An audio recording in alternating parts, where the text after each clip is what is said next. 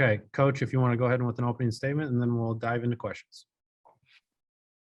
Opening statement. Just talk about the team. Oh, okay. I don't need to introduce myself. No, we've been, the opening statement is we just been working, the last month and a half to prepare, for this Bahama trip.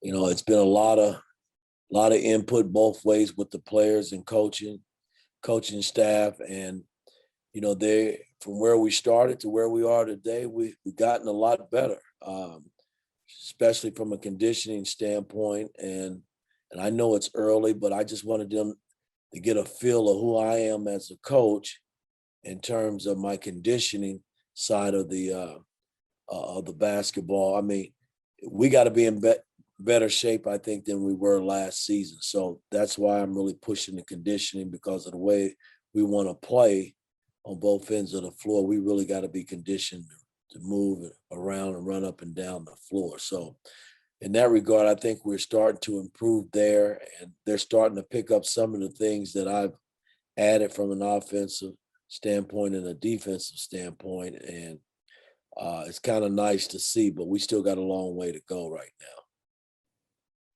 We'll start with Alex Bozich and then Mike Schumann.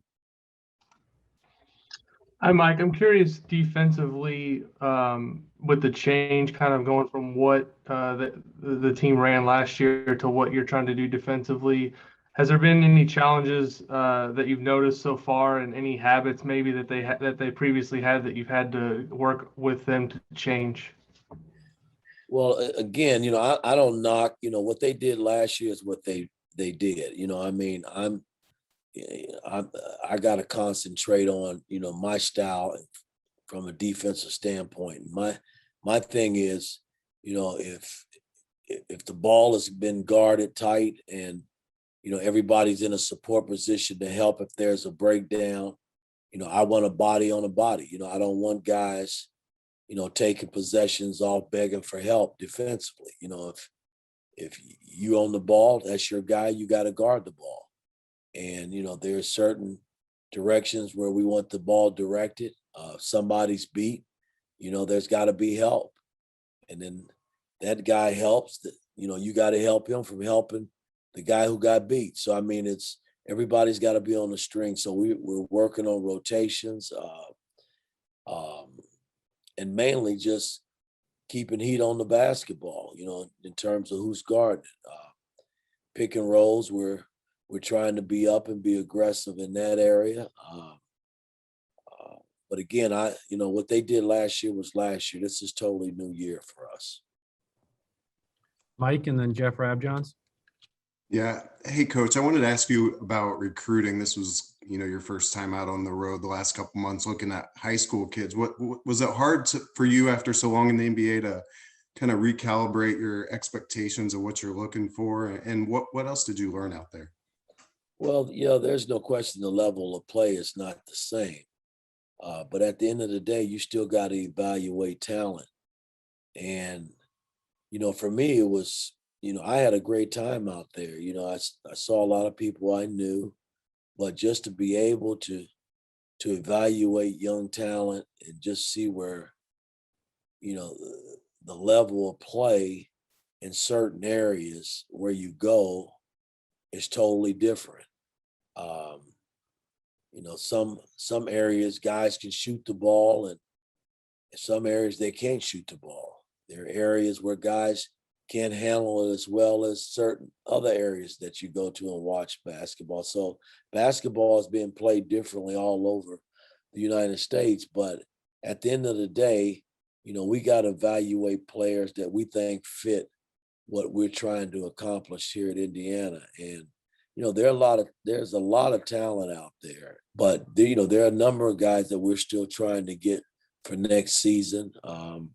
But for the most part, recruiting was fun. It was grueling and tiresome at times, because you sit in the gym sometimes from 8 in the morning till 12, 1 o'clock. Then I got to get out of the gym, go jump on a plane and go to another site.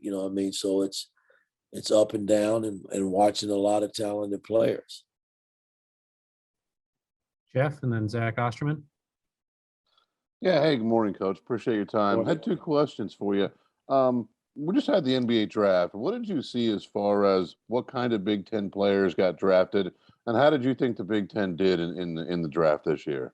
Well, I didn't watch the draft that closely. I read it in the paper. I know we had, I think, 7 players from the Big Ten that got drafted.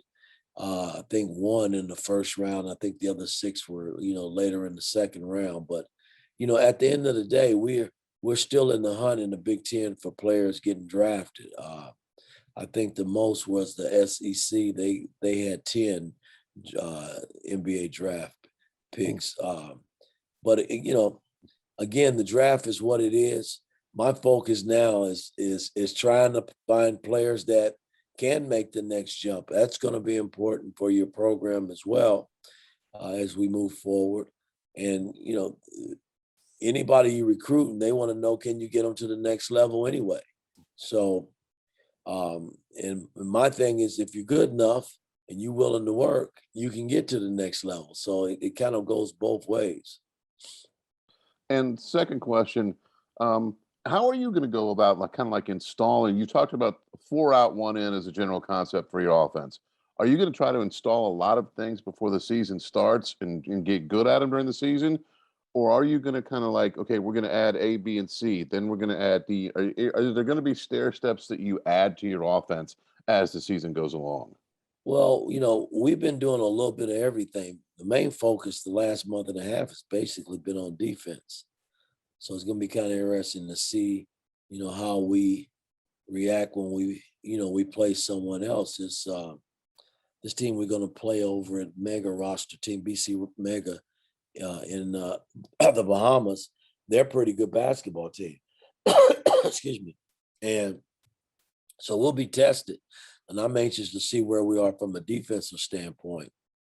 Offensively, things will come along. I've added some things to get ready for this game. And again, when we're scrimmaging and we break down the tape after our scrimmages, there's just there's a lot of room for improvement, man, in terms of execution, because my standard of execution is high. I don't want guys throwing the ball all over the gym. I want them getting shots, good shots, and I want them executing. And then defensively, you got to be held accountable, man, to defend the basketball and rebound it. So all of that goes hand in hand when you're trying to put a team together.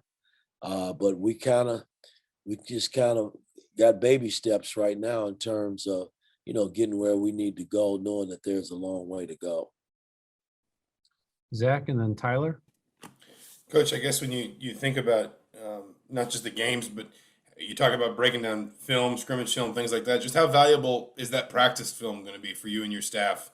Kind of the practices you're allowed to get into building up to the Bahamas trip as you start moving into the preseason in the fall. It's very valuable because I've seen from the time we started to where we are today some improvement.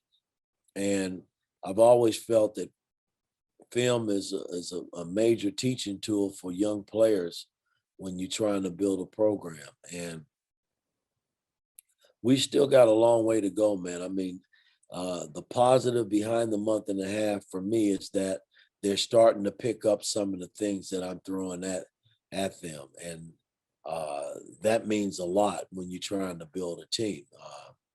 I don't have to keep repeating myself. I mean, they making mistakes, and that's just a part of the game. And, when they make mistakes, I try to reinforce that they shouldn't, do the things that they're doing. And then when we show them on film, to try to, show them the areas where they are making the mistakes, you try to see the next practice if they've improved once they get back out on the floor and not doing the same thing over and over again. So those are the things that I look at from a coaching standpoint. But again, we have a long way to go still. Tyler, and then Dustin. Hey, Coach, I hope you're doing well. Thank you. Is there anyone that has specifically really impressed you this summer, or you feel like has made really good strides? I think Trace has. He's one player that was always intriguing. I mean, that was why when I took the job, I was desperately trying to get him to stay, and we were able to get that done. But from the time we started to where we are now, he's made some improvement in terms of how he's running and playing. He's playing, to me, much aggressive than he did in some of the tapes that I watched last season. And we're going to need him to be that guy, the guy that plays aggressive, and if he can average 20 and double rebounds, that's a major bonus again for our ball club. I think Rob Fennessy has kind of changed his game a little bit too. I kind of like what he's done from the time we started to where he is today. But I like the makeup of our ball club in general. I just think we got a good group of guys that are working hard and doing everything that we're asking them to do, and that's all you can ask for from a coaching standpoint, is players that are that come to the gym with energy and happy about being there and putting in the work, because that's what it's going to take to get back to the top, I think. Dustin and then Tom Brew. Coach, I have two questions that I wanted to ask about. You mentioned Rob Fennessy. How has he changed his game? What's different about what he's doing? And you also mentioned BC Mega. What do you just think about that team? What do you know about them? And what kind of challenge do you think they present? What do you think they can do for you guys playing them at this stage? Well, I think Rob has improved. His confidence is a little bit better, I think, than it was last year. And, I'm just trying to get Rob and Xavier, young Christian, to learn how to be point guards and run your team, when they got the ball in their hand. And I think Rob has stood out a little bit in terms of where he was a year ago, in terms of being more relaxed and comfortable and playing. And, I'm going to need him to stay there because and continue to grow, because that position is important, because a lot of times the ball will be in his hands and Xavier's hands as well. And you need them to be able to make the right decisions when the ball is in their hands. With the Mega team, we are watching film on them. They're a big team. They're a team that plays well together. They got a pretty good little point guard that kind of directs traffic. So we really going to have to control him and put heat on him when he's got the ball in his hand. But they got a lot of shooters, a lot of big guys. They play 4-round one as well, and so it'll be a test for our ball club to see how we compete and see how we can play at a high level. I mean, that's kind of what I'm anxious to get to the Bahamas to see where we are as a team. Tom Brew, then Kevin Brockway. Hey, Mike, it's good to see you. You too.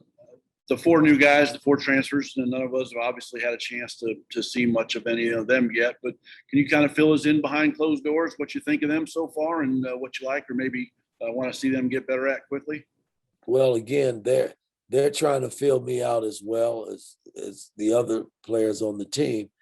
I think Miller's trying to find his niche. The one thing about Miller is he can make shots, and I just got to put him in the right positions where he's successful to make them. Xavier's just trying to learn how to be he's a point guard, man, but there's a lot that comes with being a point guard. So I've probably been in his ass more than anybody on the team, because I just think that position is so valuable in terms of where you go as a ball club. Young Tamar, Bates, he's a typical freshman. The good thing about him is he's put on about 12 pounds from the time he's come in here, and that's a bonus because he was real light in the butt, and we needed him to pick up some weight. But he's a cocky kid that's not scared, and I kind of like that in him. So Big Mike is who he is. He bangs, and I think that's what is made Trace a little bit more competitive because he's got a bigger guy now that can bang and do things down low when he gets the ball. So competition in practice has been pretty competitive. And, you know, in order to be a great team, you got to have competition, man, and guys competing against one another. No starting position is set in stone, except for the big fella Trace. So everybody's just working right now, trying to figure it out. What do you think about Parker Stewart so far? Parker's been solid. You know, he went through early on, he went through a stretch where he was probably the best player in the gym. And then he just took a back seat. And now I'm trying to retool him and get his ass back to playing how he was playing early when we first started. But he's doing fine.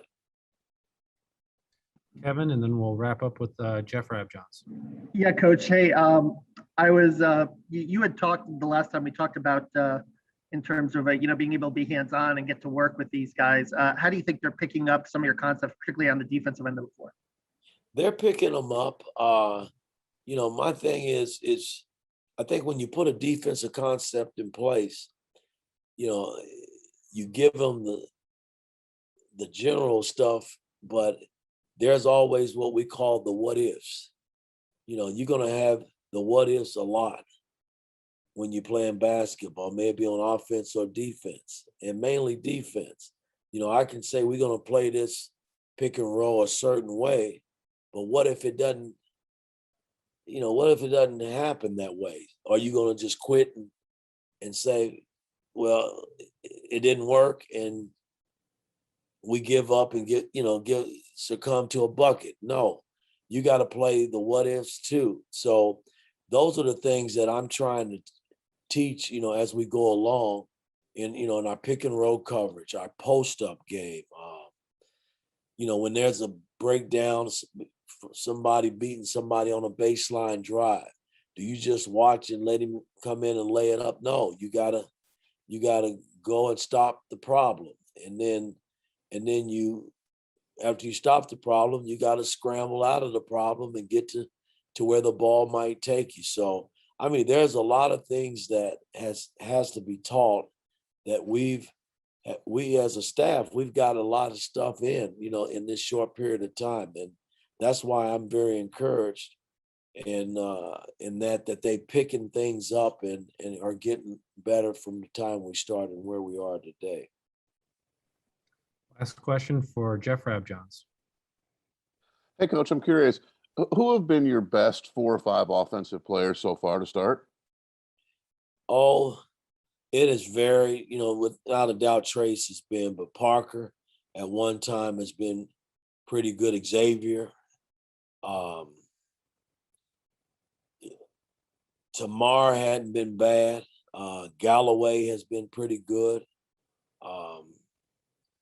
And then Rob has played pretty well. On both ends of the ball, which is, kind of nice to see. So, I haven't given them a lot offensively because I just feel like, that will come. We just got to get solid defensively because I truly believe if we can rest our hat on the defensive end and in terms of defending and rebounding the ball, we'll give ourselves a chance to be in every game that we play. So that's where my focus has been. But, we have put in some offensive things and they're executing and trying to learn it and put it to work once we scrimmage and play. So we still got a long way to go, gentlemen. We just do. It's early right now. All right, Coach. Thank you so much. Hey, guys, thanks again. Guys, have a good weekend.